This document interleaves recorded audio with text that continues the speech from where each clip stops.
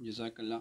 مفتي صاحب محترم دا مهربان بنو نه تپوس کوي چې زه دویم واده کول غواړم او ما ته کور والا اجازت نه راکوي، مور او پلار یې راکوي خو کور والا اجازت نه راکوي. زما دپاره څه حکم دی دویم واده؟ څوک چې دویم واده کول غواړي او د دپاره د اول واده نه د اجازت اخیستلو ضرورت نشته، د خپل وسعت ته به ګوري. که ستا وسعت دومره چې بل واده مالی طور باندې تا سره دومره وسعت شته چې ځای هم ورکولی شي، خوراک هم ورکولی شي بل واده دپاره، نو بیا د اولې ښځې نه اجازت هیڅ قسم ضرورت پکې نشته.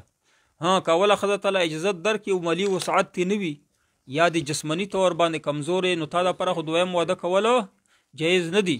خو که ته جسماني طور باندې او مالي طور باندې مضبوط یې، الله پاک طاقت درکړی دی، نو بل واده ته وکړه او ښځې اجازت په دې کې ضرورت نشته. چې ښځه اجازت نه درکوي په دې باندې ګناهګارېږي. گویا کې یو اسلامي عمل نه، شرعي عمل نه چې تا ښځه منې کوي، مثلا تا ته وایي چې نفلونه مه کوه، تراویح مه کوه، تا ته وایي چې اسلام باندې عمل مه کوه، نو ښځې ته نه منې کړه. نو دارنګې چې ته استعداد لرې، نو بیا د ښځې په دې کې مه منه، بل واده وکړه، دریم وکړه، څلورم هم وکړه. چې ته استعداد او طاقت لري، په دې کې د ښځې اجازت ضرورت نشته او نه د مور او پلار اجازت په دې کې ضرورت شته. البته خپل جسماني حالاتو ته وګوره او مالي حالاتو ته وګوره او بیا بل واده وکړه.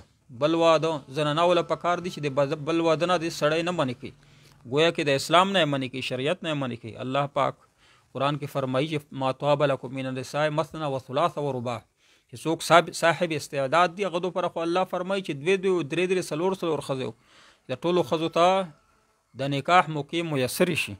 که نه چې ته ښځې معنې کوې، ښځې چې سړي معنې کوي د ودونو نه، ډېرې ښځې به داسې چې بغیر نکاح نه به پاتې شي، بغیر نکاح نه چې ښځه پاتې یا سړی پاتې شي، نو هغه معاشره ګنده کوي.